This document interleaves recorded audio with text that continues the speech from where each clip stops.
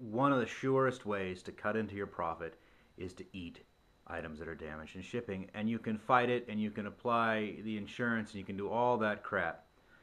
But let's face it, you know you're going to eat it. You're going to have to tell that seller you're going to refund their money, and that's it. You're out. So taking the time to do this is important. And the biggest key I have found is you've got to keep that item from ever moving. You might be tempted to try and pack with these air pouches, and you tape your box closed and it feels real strong. No, they just break. They'll break, it'll start to move, that'll break the rest of them, and it'll just go downhill from there. So the way I pack items that I'm shipping long distance, usually items I've sold on eBay, is by, I guess I call it the cardboard brick method, where I make a series of cardboard bricks, spacers, and I do what I can to transfer the load through the box when I got a hole all the way to the bottom, that way keeping any weight off the item entirely, or using large flat pieces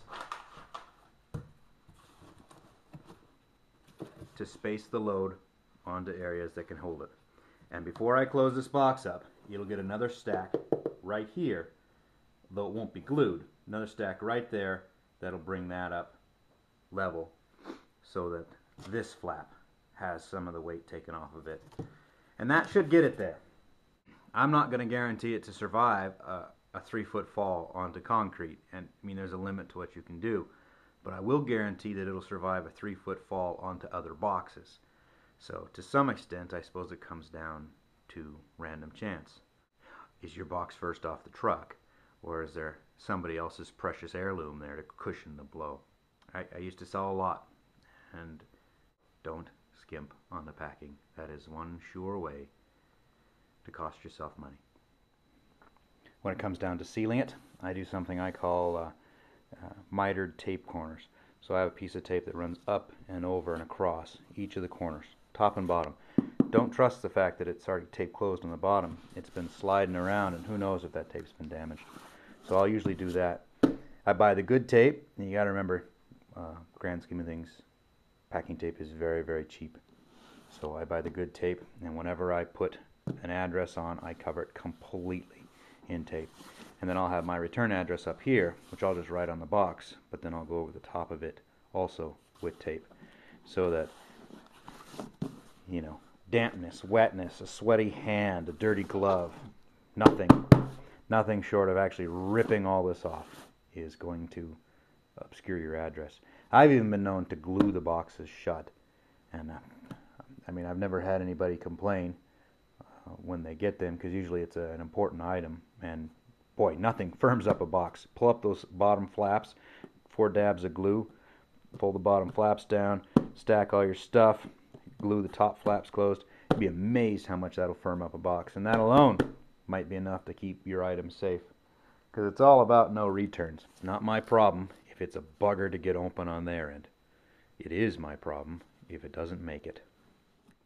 Now, when it comes to this Ward's radio, which many of you will be glad to know I will not be turning into a jewelry box, it's going to a good home there. I found this orange crate box that basically has it perfectly snug. So it really isn't going to need a lot more in order to keep it safe, because there's no real chance for it to slide around. But I don't want these tubes to come loose. So I've taken the cardboard back off, and I'm going to go ahead and stuff in here bubble wrap, and that'll just help hold all of its guts nice and secure.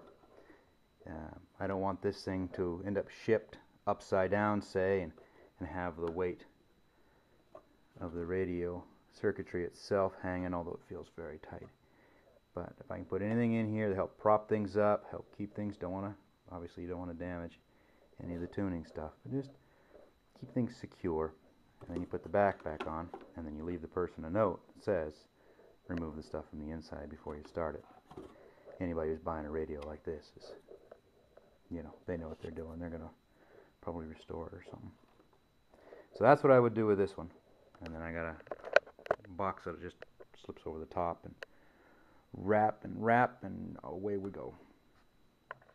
I hope seeing how I did it gives you ideas and is useful. I stick them together with Elmer's wood glue. Seems to work fine. Thanks for watching.